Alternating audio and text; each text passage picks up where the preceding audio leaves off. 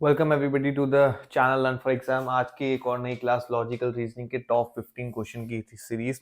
Already बहुत सारी videos आ चुकी हैं लॉजिकल रीजनिंग की। अगर आपने अभी तक वो नहीं देखी है तो वो जरूर देखना, बिकॉज वो इंपॉर्टेंट रहेगी। उसके अंदर मैंने टॉपिक्स और कॉन्सेप्ट तो समझाए हुए हैं, plus important type of question भी मैंने आपको बता रखे हैं।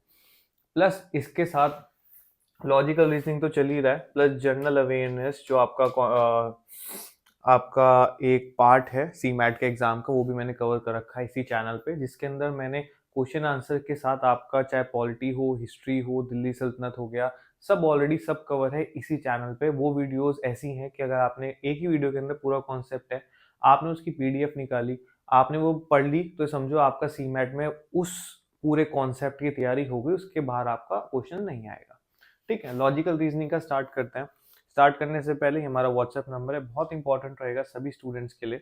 ऑलरेडी जो जिसके पास ये नंबर है बहुत बढ़िया, जिसके पास नहीं है, जो हमारे साथ पहली बार जुड़ रहे हैं स्टूडेंट्स, इंपॉर्टेंट है ये नंबर, बिकॉज ये नंबर आप सेव करके अगर कनेक्ट करते हैं हमारी टीम से, हो सकता है आपके पास बहुत सारे डाउट्स हो सकता है आपका स्कोर कहीं कम रह गया हो, स्नैप में कम हो, जैट में कम हो, या कैट में कम हो, एनमेट में कम हो, बट क्या पता आपकी प्रोफाइल काफ़ी अच्छी हो, आपको कोई भी टीयर 2 टीयर 3 कॉलेज ऐसा मिल जाए बेस्ड ऑन योर प्रोफाइल की जिसकी काफ़ी अच्छी आरओआई या प्लेसमेंट्स हो।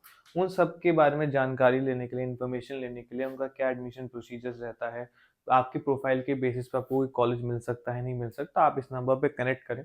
कनेक्ट क्यों करें? बिकॉज एक तो हमारी टीम के पास काफ़ी साल का एक्सपीरियंस है, प्लस सेकेंड चीज होती है हमारे पास एक वेरीफाइड डेटा रहता है सारे कॉलेजेस का, एक ट्रू प्लेसमेंट कह लो, जो कि हम उनके कॉलेजेस के डीन्स हो गए या उनके स्टूडेंट्स हो गए, उनसे हम वेरीफाई करने के बाद ही स्टूडेंट्स को इन्फॉर्मेशन प्रोवाइड करते हैं। दैट मीन्स कि जो भी इन्फॉर्मेशन मेरी टीम आपको देगी वो जेन्युइन रहेगी।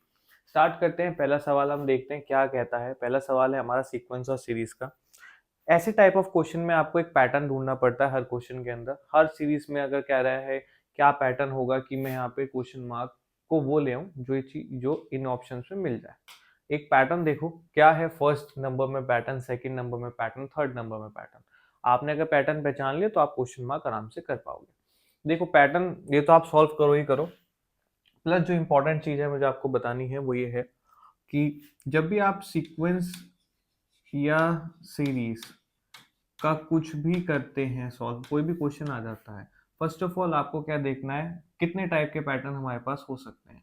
हो सकता है आपका जो एक सीरीज है ए बी सी डी, हो सकता है ए बी और सी डी के अंदर सब प्लस में चल रहा हो, मतलब अगला ही नंबर आ रहा हो या अगला लेटर आ रहा हो सकता है माइनस में चल रहा हो कि पहला लेटर आ गया हो या नंबर माइनस में चल रहे हो सकता है मल्टीप्लाई में हो सकता है डिवाइड में हो सकता है आपका स्क्वायर हो जाए, ये क्यूब हो जाए, अंडर रूट भी हो सकता है, या एन की कोई भी सीरीज हो सकती है। इतने टाइप के पैटर्न्स होते हैं, ये ऑलरेडी मैंने हर वीडियो में बता रखा है, बट नो वरीज, मैं आपको इसमें भी बता दे रहा हूँ। ठीक है, अब आपको ये टाइप के तो कॉमन होते हैं, बस एक्स्ट्रा ऑर्डिनरी जो लेवल ऑफ डिफिकल्टी जिसकी काफी अच्छी होती है वो भी कवर्ड होंगी इसी वीडियो में। तो जिन बच्चों ने ये कर लिया बहुत अच्छी बात है, जिन्होंने नहीं करा लेट्स सी कि वो क्वेश्चन मांग क्या रहा है। अगर मैं देखूं तो मुझे साफ दिख रहा है कि ये सब ना किसी के स्क्वायर हैं या किसी के क्यूब हैं। फॉर एग्जाम्पल मैं देख रहा हूँ कि जो 100 है देखो वो तो 10 का स्क्वायर है। ठीक है, 125 में देखूं तो ये स्क्वायर तो नहीं है किसी का, बट मुझे दिख रहा है 5 का क्यूब है। ठीक है, कोई इशू नहीं, अभी मैं इसका स्क्वायर जो भी क्यूब है लिख रहा हूँ। 121 में देख सकता हूँ 11 का स्क्वायर है। 81 हमारा किसका स्क्वायर है, किसका हो सकता है, 9 का हो सकता है। 64 हमारा 8 का स्क्वायर है। तो इसमें मुझे दिख रहा है कि 3 4 स्क्वायर मिले हैं, एक क्यूब मिला है, बट कोई पैटर्न नहीं नजर आ रहा। नहीं आ रहा ना। मुझे एक चीज दिखाई दे रही है कि हाँ यार, एक के गैप में ना, मतलब एक को अगर मैं छोड़ दूं, इसको छोड़ दूं, इसको छोड़ दूं, तो मुझे 9 10 11 और 12 मुझे दिख रहा है कि 9 10 11 हर बार क्या अगले नंबर का स्क्वायर मांग रहा है, बट हमसे वो ना ये नहीं मांग रहा। ये तो क्वेश्चन मार्क के बाद वाला नंबर है, हमसे ये नहीं मांग रहा, तो ये पैटर्न से हमारा कुछ नहीं होगा। नेक्स्ट पे देख रहा है, नेक्स्ट में दिख रहा है कि 125 जो है ना 5 का क्यूब है। ठीक है भाई, क्यूब है, बट 64 यार स्क्वायर निकल रहा है। 64 किसी का क्यूब बन सकता है? अगर मैं दिमाग लगाऊं थोड़ा सा तो मुझे लग रहा है कि यार 4 का क्यूब तो होता ही है। 4 का क्यूब होता है 64, होता है ना, कि अगर 4 इंटू 4 करो तो 16, 16 इंटू 4 करो तो 64। ठीक है, तो 64 का क्यूब मैं लिख सकता हूँ 4। अब मेरा एक पैटर्न दिख रहा है कि मुझे देखो 4 का क्यूब, 5 का क्यूब और यहाँ 6 का क्यूब। क्या यहाँ पे 6 का क्यूब हो सकता है? 6 का क्यूब आप निकालो क्या होता है, देखो ऑप्शंस में आपके पास अवेलेबल है या नहीं। 6 इंटू 6 क्या होता है, 36 होता है। 36 इंटू 6 क्या होता है, 216 होता है। क्या ऑप्शन में आपका 216 अवेलेबल है? हाँ है, आपका आंसर 216। जहां आपने ऐसे सीक्वेंस और सीरीज में पैटर्न निकाल दिया, आप समझो आपका आधा प्रॉब्लम या 90% प्रॉब्लम खत्म हो गया। Then you have to just choose कि क्या ऑप्शन इसके अंदर रहेगा। नेक्स्ट पे आते हैं। नेक्स्ट हमें क्या कह रहा है, कोडिंग और डिकोडिंग का। कोडिंग में हमें क्या लिखा है कि फॉरेस्ट को ना उन्होंने कोड किया है ऐसे, वैसे ही आपको फायर को कोड करना है। ठीक है। अब देखो इसको आप कोडिंग में क्या करता है हर बच्चा, कोडिंग में क्या करता है, वो फॉरेस्ट लिख देगा, उसके बीच में देखा कितने का गैप है, यू में कितने का गैप हो गया, एल में कितने का गैप हो गया, राइट। बट ये तो चलो सभी कर लेंगे, बट एक शॉर्ट फॉर्मूला में आपको, मतलब एक इसमें ट्रिक भी आप पहचान सकते हो। कैसे पहचान सकते हो हम वो चेक करते हैं। मुझे दिख रहा है कि देखो फायर और फॉरेस्ट में ना 3 लेटर्स इक्वल है, 3 लेटर्स का सेम आ रहे हैं। जैसे मैं एफ ले लूं, आर ले लूं और ई ले लूं, तीनों सेम है, एफ आर ई। तो मैं देख रहा हूं कि भाई एफ को जो डिनोट हुआ है वो यू हुआ है। कैसे लिख सकते हैं एफ को जो हुआ यू, यू हुआ है डिनोट, बिल्कुल लिख सकते हैं भाई। अगर मैं फॉरेस्ट बड़ा बड़ा भी लिख दूं ऐसे, और उसके आगे U L I V H G लिख दूं, ठीक है। इसके अंदर बच्चे क्या होते हैं, हो सकता है पहले सीधा सीधा देखें फिर डायगनली चेक करें, बट मुझे दिख रहा है कि ऑप्शन में सबसे पहला यू ही है सब में। तो मुझे डेफिनेटली पता है कि एफ का मतलब तो यू है, और क्वेश्चन में हमें दिया हुआ है, तो मतलब सीरीज जो चल रही है वो सेम लेटर के अपोजिट वाली चल रही है, राइट। तो मैं एफ को यू लिख रहा हूँ, लिख दिया। आर क्या कह रहे हैं, आर हमारा क्या है इसके अंदर, आर हमें क्या डिनोट किया गया, आई, आई हमें डिनोट किया गया, करेक्ट। उसके बाद ई क्या डिनोट किया गया, ई हमें वी डिनोट किया गया। तो मतलब हमारा जो फर्स्ट लेटर है वो यू आना चाहिए, लास्ट हमारा आना चाहिए वी, वी हमारा 2 में है, तो मैं इसको तो कैंसिल कर ही सकता हूँ। आर हमारा थर्ड लेटर है, उसमें आई ऑलरेडी आ गया, तो इसमें भी आई होना चाहिए जो कि थर्ड लेटर में है, तो ऑप्शन नंबर थर्ड। इसके अंदर हमने सॉल्व ही नहीं करा, इसके अंदर हमने चेक ही नहीं करा कि भाई फॉरेस्ट और यूएल इसमें क्या डिफरेंस है, कितने का गैप आ रहा है, कैसे सॉल्व होगा। ये होता है एलिमिनेशन मेथड, जो आपको वहां बहुत यूजफुल होगा अगर आपको टाइम सेव करना है, प्लस अपनी एक्यूरेसी मेंटेन करके चलनी है। अब मैं ये नहीं कह रहा हूँ कि आपके हर सीक्वेंस और सीरीज के अंदर आप एलिमिनेशन मेथड लगाओ, बिकॉज वो क्रॉस चेक भी करना पड़ता है। मैंने यहाँ क्रॉस चेक कैसे करा, मैंने देखा कि यार ऑप्शन में ना एफ जो वर्ड वन है उसकी सब जगह यू यू यू लिखा है, तो मुझे एक बार क्लिक कर गया कि एफ का अगर मैं कोड भी करूंगा, मैं ये सब देखूंगी तो यू ही आना है सेम, प्लस ऑलरेडी क्वेश्चन ने कह रखा है कि एफ जो है पहला लेटर यू है, तो मुझे पता लग गया कि जो इसके सामने के ऐसे लेटर हैं तो सीक्वेंस ऐसे चल रहा है, ठीक है। वरना अगर ये यहाँ पे यू ना लिखा होता तो यहाँ पे कुछ भी कोडिंग हो सकती थी, हो सकता है एफ को वो कोड कर देते जी से, एफ और जी में डायगनली होता, क्योंकि सीक्वेंस आपका सिर्फ सामने सामने नहीं हो सकता, डायगनली हो सकता है, हाफ डायगनली हो जाएगा, बहुत कुछ हो सकता है। बट टाइम सेव करने के लिए मुझे यहाँ क्लिक कर गया कि भाई एफ का मतलब यू ऑलरेडी कह रखा है, और एफ क्वेश्चन में भी यू है, तो मतलब सामने सामने ही मामला चल रहा है, इसलिए मैंने वहां एलिमिनेशन मेथड लगा के 2 मिनट में आंसर निकाल दिया। अब ये वहां पे ये उन लोगों को ही समझ आएगा जो ऐसे टाइप ऑफ क्वेश्चन रोज प्रैक्टिस करें, और रोज प्रैक्टिस करोगे तभी आपका हाथ सेट बैठेगा, तभी आप इतनी क्विकली आंसर दे पाओगे। आप मेरी अगर रोज वीडियो देखोगे तो आपका ये सब कवर रहेगा ही रहेगा। नेक्स्ट आता है, नेक्स्ट हमें क्या कह रहा है कि रॉन्ग नंबर निकालना है फॉलोइंग ऑफ द सीरीज में से, इनमें से हमें बताना है कि कौन सा ना रॉन्ग नंबर है, मतलब इस सीरीज का पार्ट ही नहीं है। अब ऑप्शन देखो 4 हैं, वर्ड हमें 5 दिए हुए हैं, हमें देखना है सबसे पहले कि भाई इसमें इसमें और इसमें ऐसा कौन सा है जो कि नहीं आया, इन 4 में कौन सा है, 4 में कौन सा है जो इन 5 में से नहीं आया। मैं देख रहा हूँ पहला आ चुका है, लास्ट आ गया है, 583 आ गया है, 9, मतलब ये तो देखो इस सीक्वेंस का पार्ट है, मतलब ये ठीक है। अगर मैं क्रॉस चेक भी करना चाहूंगा मैं इसको लेके चल सकता हूँ एज अ क्रॉस चेक करने के लिए, पर चेक करो क्या होगा, कौन सा पार्ट नहीं होगा। जब भी सीक्वेंस एंड सीरीज में आपकी हेल्प करने के लिए एक सेंटेंस बता देता हूँ, फिर आप पॉज करके इसे सॉल्व करना। जब भी सीक्वेंस एंड सीरीज का ऐसा आए तो हमेशा go for the first square then cube. हमेशा देखा करो कि जो पहला हमारा नंबर है वो किसी का स्क्वायर तो नहीं है, ये क्यूब तो नहीं है, बिकॉज प्लस माइनस का देखो बहुत ज्यादा इजी टाइप ऑफ क्वेश्चन हो जाते हैं। तो सी मैट में ऑलरेडी इतना कंपटीशन बढ़ रहा है, तो लेवल ऑफ डिफिकल्टी अगर अच्छी भी जाएगी, ऑब्वियसली जाएगी, तो वो पहले स्क्वायर या क्यूब से स्टार्ट करेंगे, जो कि अच्छे टाइप ऑफ क्वेश्चन आते हैं, जिसे सॉल्व करने में चाहे 30 सेकंड भी फालतू लग रहे हो, उनका तो काम हो जाता है सी मैट वालों का। लेकिन हमें पहले क्या चेक करना है, क्यूब और स्क्वायर तो नहीं है किसी का, वो चेक करो, पॉज करो और आंसर निकालो। ठीक है, बहुत बच्चों ने कर लिया होगा। जिनको पैटर्न समझ आ गया बहुत अच्छी बात है, जिसको नहीं आया कोई बात नहीं, हम देखते हैं। मैंने आपको जैसे ही कहा स्क्वायर देखो या क्यूब देखो, क्या आपने इस चीज में सर्च करा कि ये वर्ड्स किसी के क्यूब तो नहीं है, स्क्वायर तो नहीं है? अगर मैं देखूं तो मुझे ये मतलब ये जो नंबर है ये यहाँ पे नहीं था, दैट मीन्स कि ये इस सीरीज में बिल्कुल परफेक्टली फिट है। मैं देख रहा हूँ कि ये ना क्यूब है। क्यूब किसका है? क्या 15 का क्यूब हो सकता है? 15 के क्यूब में लास्ट में 5 आता है, राइट? 16 के क्यूब में भी 6 आता है। 17 का क्यूब हो सकता है, 7 7 जा 49, 49 इंटू 7, लास्ट में 3 आना चाहिए। ये जो है आपका, ये 17 का क्यूब है, ये आपका 15 का क्यूब है। ये किसका क्यूब है? 2 किसके में, 2 जो नंबर है ये किसके क्यूब में आता है लास्ट? 17 हो गया, और 17 से बड़ा भी है। तो 18 में अगर करूँ, 18 इंटू 8 कितना होता है? 64, 64 इंटू 8, लास्ट में 2 आता है, तो ये आपका हो गया 18 का क्यूब।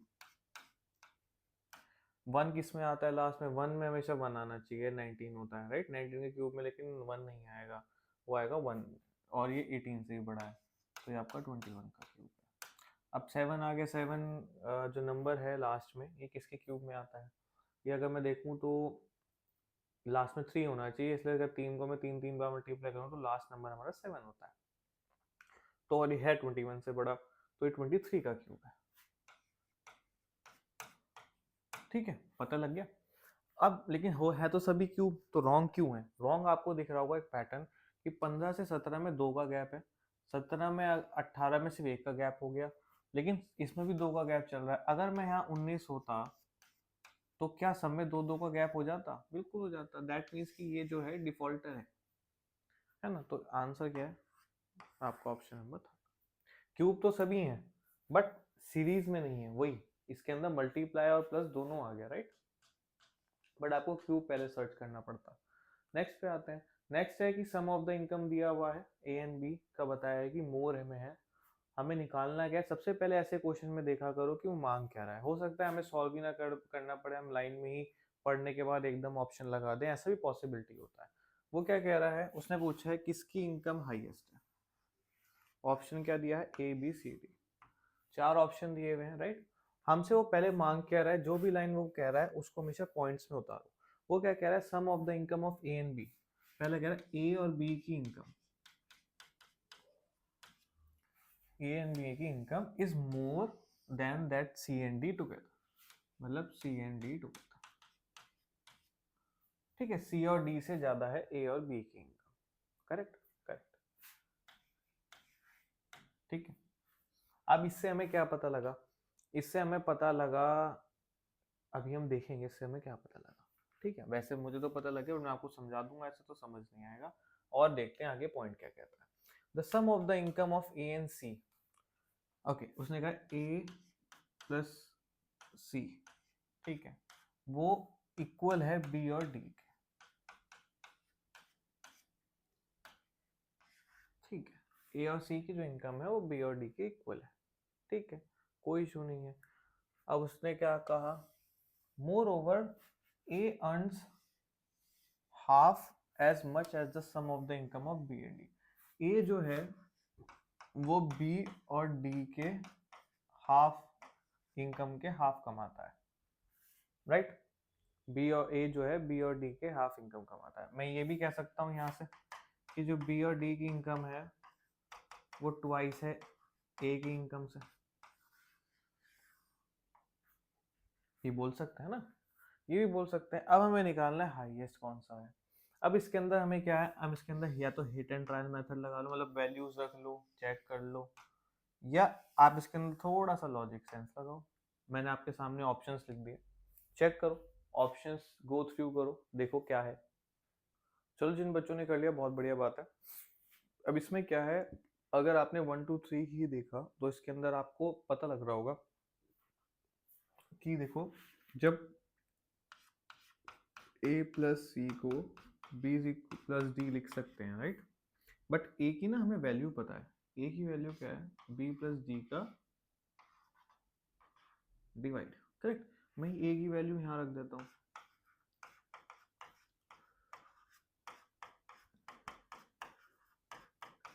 करेक्ट हो गया। ये b और d ये जो पूरा है मैं इसको उठा के यहाँ ले जाता हूँ, करेक्ट, ले जा सकते हैं, बस माइनस में चला जाएगा, यहाँ प्लस में था उधर जाके माइनस में हो जाएगा।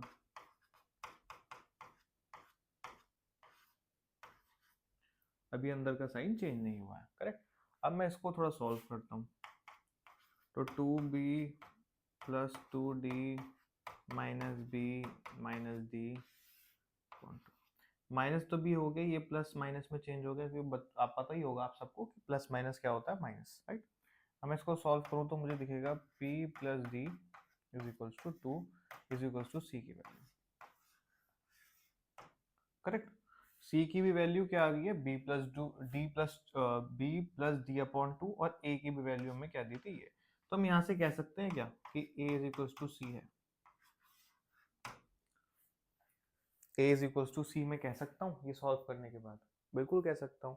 तो मैं देखो अब हमें ना एलिमिनेशन ज्यादा करना होता है सी मैट में, अगर आपको टाइम सेव करना है, बिकॉज बहुत सारे सेक्शंस होते हैं।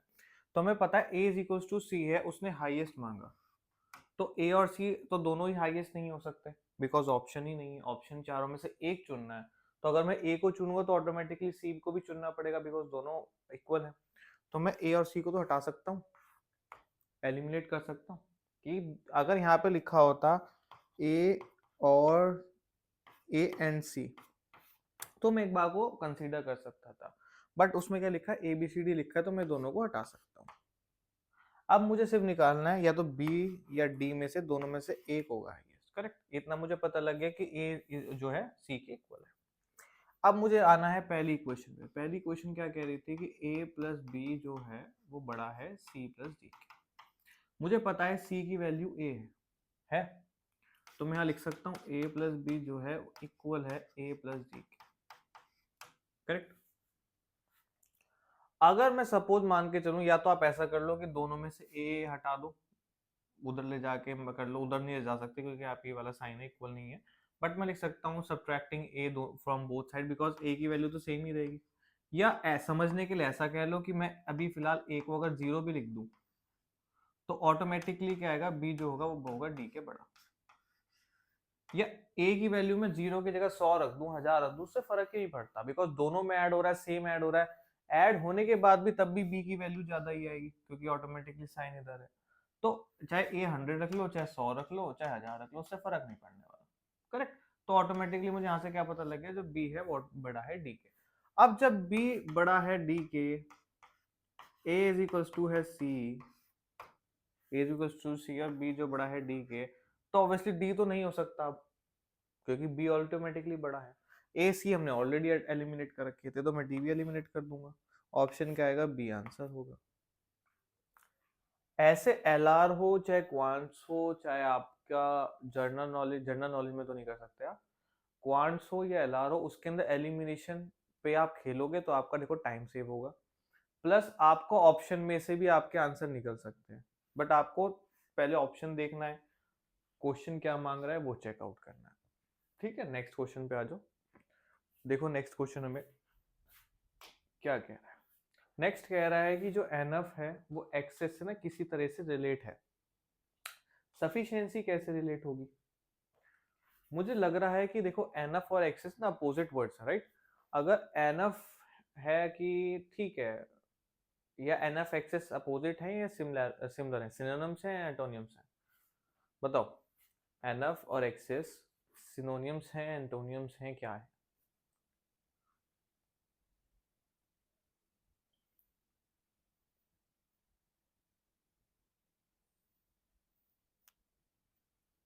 बताओ क्या होगा।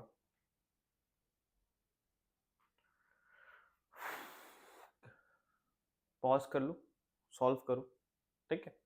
अगर मैं देखूं एनएफ और एक्सेस की बात,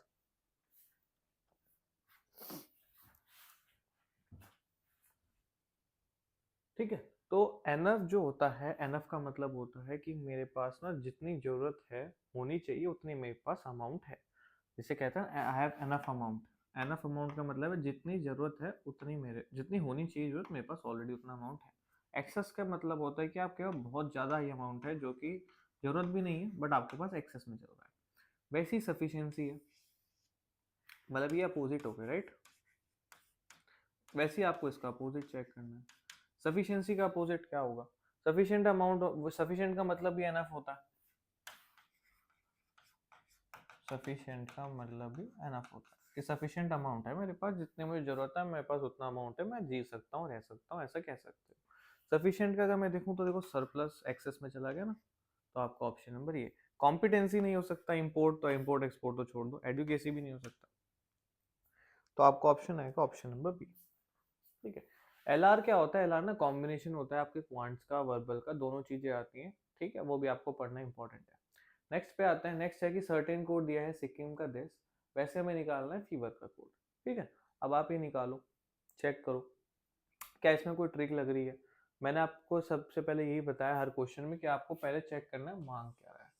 वो मांग रहा है फीवर। ठीक है, मुझे साफ साफ दिख रहा है कि देखो इसके अंदर, ठीक है, प्लस माइनस का तो सिस्टम चल रहा है बट उन्होंने ना इक्वल रखा है। कोई ऐसा नहीं है कि सिक्किम में +1 करा लेटर, आई के अंदर +2 लेटर कर दिया, के अंदर +3 लेटर कर दिया, ऐसा नहीं है। जितने भी प्लस चल रहे हैं इक्वल अमाउंट के प्लस चल रहे हैं। ऐसा मैं कैसे कह सकता हूँ?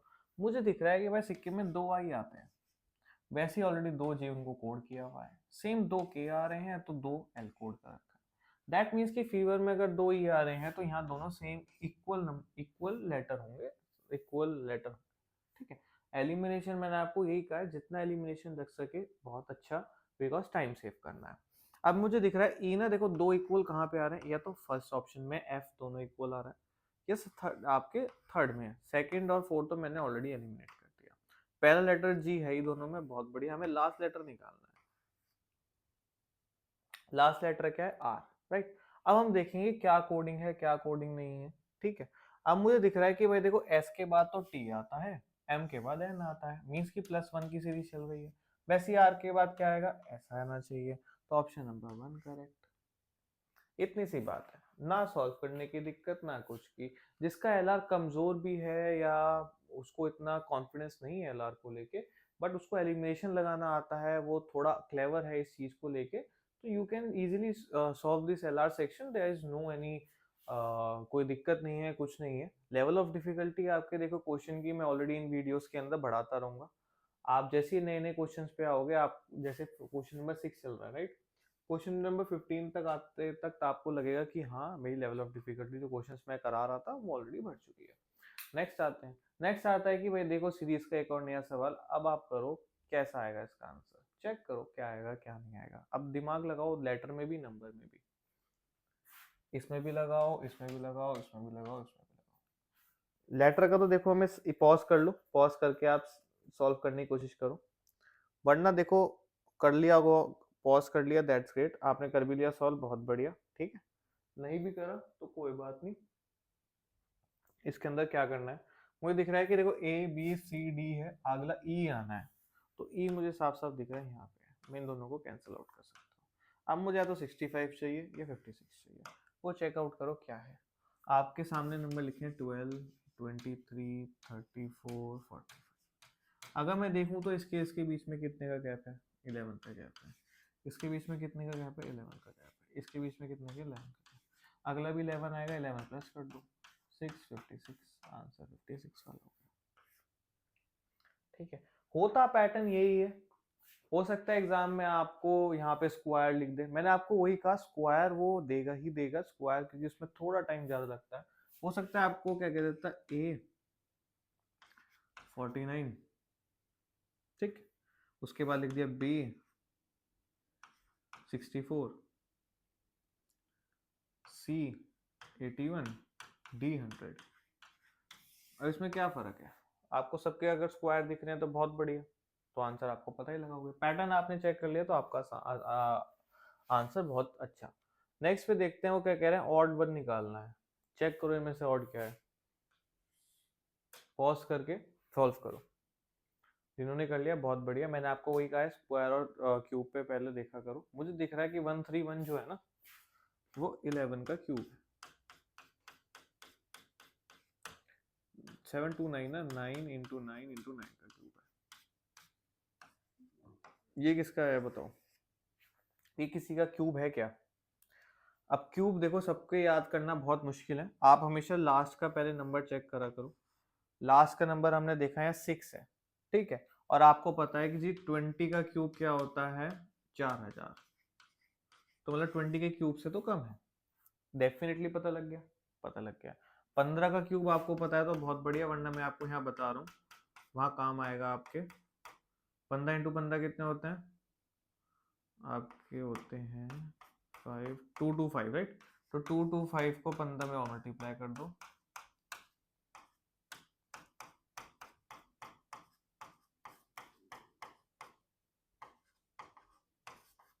3375,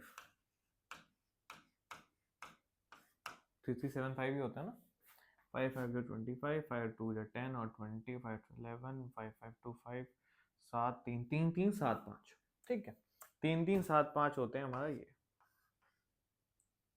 अब हमें पता है 3 3 7 5 से कम है, ज्यादा है, ज्यादा कम है। तो हमें क्या देखना है? 11 से लेके 12 से लेके 14 तक चेक करना है कि भाई साहब ये किसका है। आपको याद रखोगे 15 का याद रख लो, 20 का याद रख लो, 25 का याद रख लो। ये बीच में गैप आपको याद रहते हैं ना, तो आपको ज्यादा आसानी होती है कैलकुलेट करने में। अब 3136 किसी का आ सकता है क्या? अगर मैं 12 का क्यूब देखूं तो 2 2 जा 4, 4 2 जा 8, लास्ट में 8 आना चाहिए क्यूब के। क्या आ रहा है? नहीं आ रहा। तो 12 का तो नहीं है। क्या 13 का हो सकता है? 13 में क्या था? 3 3 जा 9 और 3 एक और बार मल्टीप्लाई कर दिया 27, लास्ट में 7 आना चाहिए, नहीं है। 13 का भी लास्ट बचा है 14। 14 का चेक करूं तो 4 4 16, 4 6 24, तो क्या आना चाहिए? लास्ट में 4।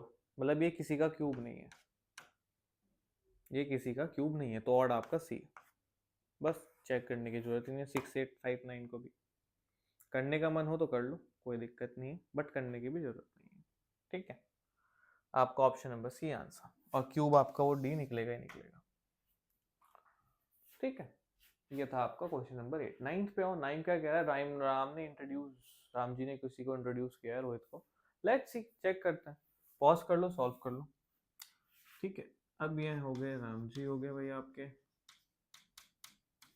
ठीक है। वो क्या कह रहे हैं? वो कह रहे हैं उन्होंने क्या करा है? रोहित को इंट्रोड्यूस करा है। इंट्रोड्यूस रोहित, ठीक है। हमें मांग क्या रहा है? मांग रहा है रोहित कैसे रिलेट है राम जी से, भाई साहब, ठीक है। रिलेट कर तो वो क्या कह रहा है? रोहित को उन्होंने कहा है कि रोहित जो है तो ही इज द हस्बैंड, ठीक है। रोहित जो है वो पति है of the grand daughter of the father of my father, ठीक है। उन्होंने क्या कहा कि जो मैं हूं, मैं आपको एक डायग्राम बना देता हूँ, उससे आसानी रहेगी, ठीक है।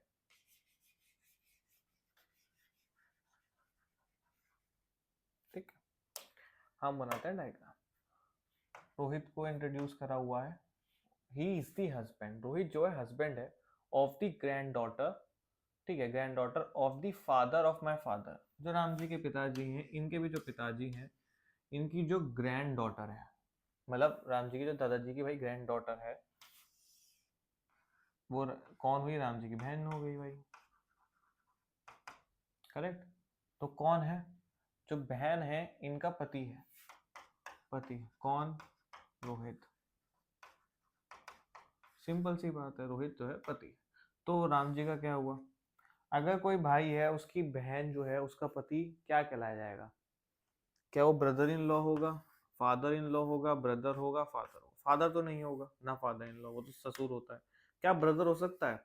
एक बार को ब्रदर हो सकता है, बट जब इन लॉज आ जाते हैं, जैसे आपका बहन का पति, राइट, बहन का पति हुआ ना, तो इन लॉज हो गए, तो आपके ब्रदर इन लॉ हो गए।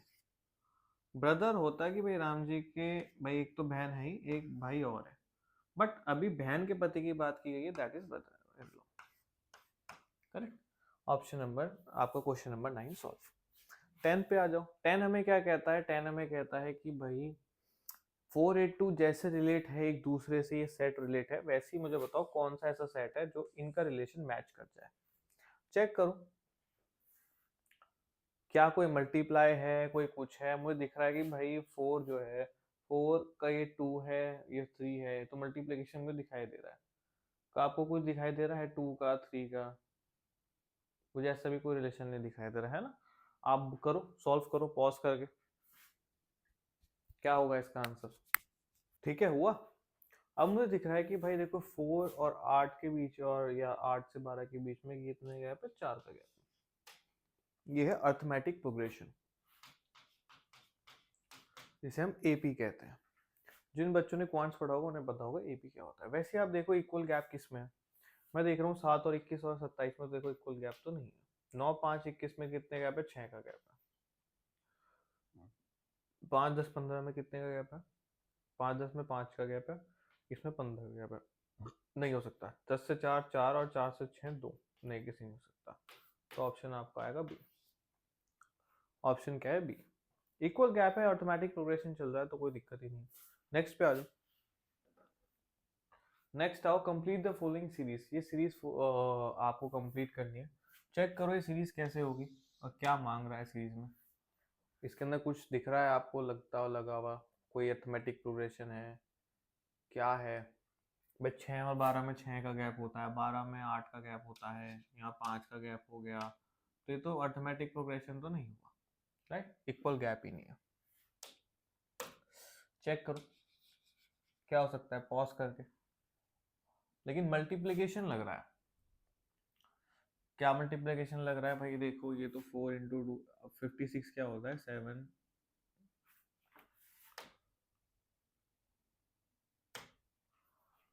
7 इंटू 8 होता है, 42 होता है, 6 इंटू 7, है ना। 2 इंटू 3 होता है, 3 इंटू 4 होता है, 4 इंटू 5 होता है, यहाँ 5 इंटू 6 होना चाहिए था, राइट? 5 इंटू 6 होना चाहिए था, तभी जाके यहाँ पर ये आई गेस 30 गलत, 30 होना चाहिए था, वरना यहाँ जाके तभी 8 इंटू 9 क्या आता, 72। क्या 72 ऑप्शन में है? हाँ है। तो इसका प्रोग्रेशन क्या बनेगा आपका, 72 बनेगा। यहाँ 25 नहीं 30 होना चाहिए। समझ गए कैसे प्रोग्रेशन बना? आपका जो ये है, ये आता है आपका n इंटू एन प्लस 1। ठीक है, ये ऐसे ऐसे मान लो n plus 1 into N plus 2।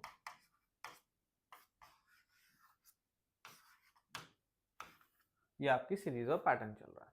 आपने कौन से नंबर का देखा, 3 3 6 का देखा ना, तो 6 और ये 8, छठा नंबर है 7 इंटू 8, जो कि करेक्ट है।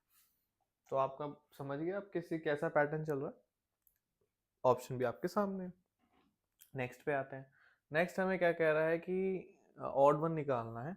मेरिस्मस को किया गया है प्रोटीन से, rickets potassium, goitre iodine, anaemia iron.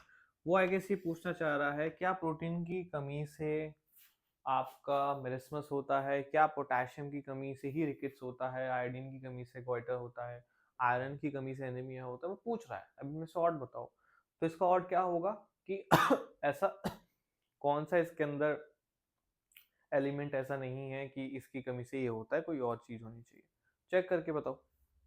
तो इसमें क्या है, देखो मैरिस्मस तो प्रोटीन की कमी से होता है, ठीक है। एनीमिया भी आयरन की कमी से होता है, गोइटर भी आयोडीन की कमी से होता है, बट रिकेट्स जो है आपका, रिकेट होता है विटामिन डी की कमी से।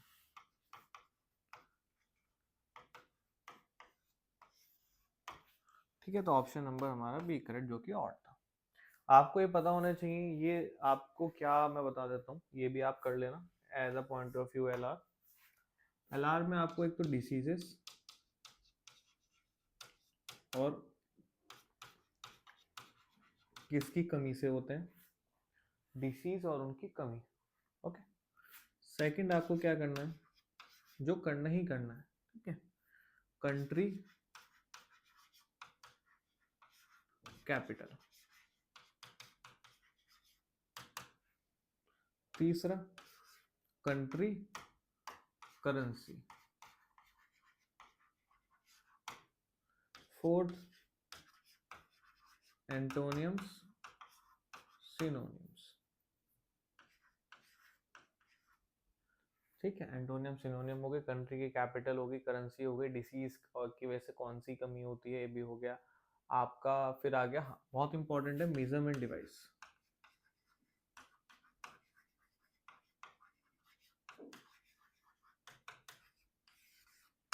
मेजरमेंट डिवाइस, मेजरमेंट डिवाइस जैसे ही मैं क्या बात कर रहा हूँ कि प्रेशर को नापने के लिए बैरोमीटर यूज होता है, तो बैरोमीटर एक मेजरमेंट डिवाइस हुआ है प्रेशर का। वैसे हीट को नापने के लिए क्या यूज होता है आपका, देन बाकी भी बहुत चीजें होती हैं, हीट हो गया, मर्करी हो गया, प्रेशर हो गया आपका, फिर बहुत सारी हैं जो आपको लिस्ट पता होनी चाहिए, जिससे आपके एलआर के क्वेश्चंस आएंगे। ठीक है, नेक्स्ट पे आओ। नेक्स्ट है pointing to a photograph a man tells. ठीक है, रिलेशन वो पूछने की कोशिश कर रहा है। वो क्या कह रहा है, how is the girl in the photograph related to the man. ठीक है, क्वेश्चन हमने पढ़ लिया, अब हम आंसर निकालने के लिए, ठीक है, अब हमें देखना है वो क्या कह रहा है। एक फोटोग्राफ है, अब मैन है,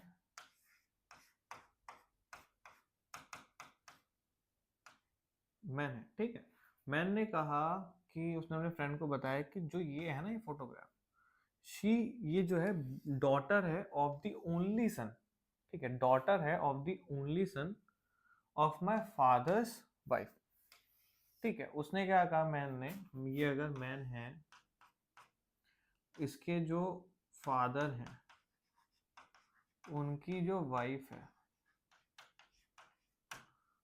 फादर्स के वाइफ की जो ओनली सन है, इन दोनों का जो बेटा है, इनकी इसकी उसकी बेटी है ये।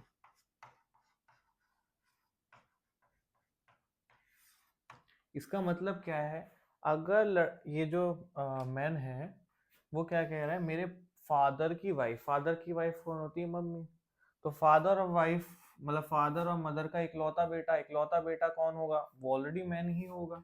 मैन अपने पापा की ही बात कर रहा है। वो क्या कह रहा है, जो इकलौता बेटा है वो उसकी बेटी है, तो ये जब इकलौता बेटा बेटा मैन ही है, उसकी बेटी ही फोटोग्राफ के अंदर है, दैट मीन्स कि मैन है, मैन की बेटी ही इस फोटोग्राफ में है, वो अपनी बेटी को ही दिखा रहा है कि ये जो फोटोग्राफ में मेरी बेटी है। तो क्या कह रहा है, कौन होगी, नीस होगी, मदर होगी, डॉटर होगी, सिस्टर होगी, सिस्टर तो नहीं होगी, मदर भी नहीं होगी, नीस भी नहीं होगी, आपकी डॉटर होगी। ठीक है, आपने रिलेशन निकाला तो आप आसानी से कर सकते हो। नेक्स्ट पे आओ। नेक्स्ट क्या कह रहा है, मैच्योर को ना पेयर किया गया है रिग्रेस से, वैसी वेरी वेरी को करना है आपको, कोई इन चारों में से बताना है कौन सा है, बताओ कौन सा होगा।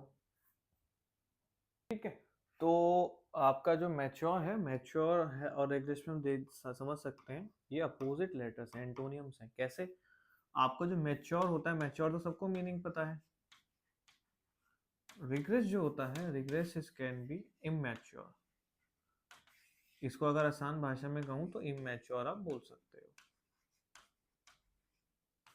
जो बच्चों वाली बातें करता है, बड़ा हो गया है लेकिन बच्चों वाली बातें कर रहा है, दिमाग अभी बच्चे का है, उसे रिग्रेस आप कह सकते हो, रिग्रेशन भी कह सकते हो, इसको आगे आईवन भी लगाते हैं। फिर वेरिड को कैसे आप कर पाओगे, वेरिड हमें पता है, वेरिड का मतलब होता है lot of variety, different type of elements या वेराइटी आप कह सकते हो वेरिड है। वैसे अगर मैं ऑप्शन में आऊँ, क्या रिदमिक रिदमिक हो सकता है, नहीं हो सकता, इसका तो कोई तुक ही नहीं बैठा, राइट। क्या आपका ऑब्सोलीट हो सकता है, नहीं हो सकता। क्या डेकोरस हो सकता है, नहीं हो सकता। मोनोटस हो सकता है, बिकॉज उसमें एक सिंगल एलिमेंट या सिंगल चीज की बात हो रखी है, यहाँ वेरिड वेराइटी की बात हो रखी है। हमें क्या निकालना है, हमें निकालना है अपोजिट। करेक्ट, तो आंसर क्या होगा आपका, ऑप्शन नंबर बी। ठीक है, समझ गए आप option number 14, sorry question number 14। Next पे आओ। नेक्स्ट क्या कह रहा है, ऑड वन आउट निकालना है। In each of the following question 5 words have been given out.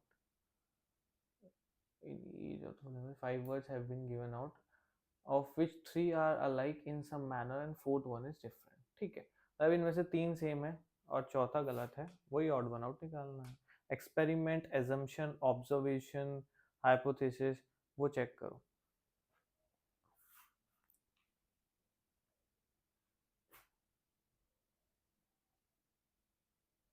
Observation जो होती है एक्सपेरिमेंट के बाद होती है, राइट? एजम्पशन लगा के एक्सपेरिमेंट हो सकता है, वो भी मतलब एजम्पशन भी आप ऑब्जर्वेशन को ही कह सकते हो, बट क्या एक्सपेरिमेंट है इसका ऑड वन आउट या नहीं, बताओ, है ना? तो क्या आपने जो मैंने आपको बोला आपको समझ आई बात, कि देखो एजम्पशन जो है या ऑब्जर्वेशन जो है या हाइपोथेसिस जो है, they are the same words. Same कैसे? बिकॉज आप इन्हें या तो प्रोसेस कह लो या कुछ भी कह लो, ये तीनों यूज होते हैं एक एक्सपेरिमेंट करने में, right? But experiment is the last stage कि एक्सपेरिमेंट हो गया, हाइपोथेसिस हो गया, हाइपोथेसिस लिखिए, assumption नोट करे, ऑब्जर्व करा, किसका? एक एक्सपेरिमेंट का। बट एक्सपेरिमेंट तो ऑलरेडी लास्ट स्टेज है, तो वी कैन ऑब्वियसली से कि ऑड वन आपका एक्सपेरिमेंट होगा। ठीक है, ये थे आपके कुछ 15 सवाल जो हमने इसके अंदर कवर करें with different type of sequence and series. ये नंबर मैंने आपको ऑलरेडी पहले बताया हुआ था।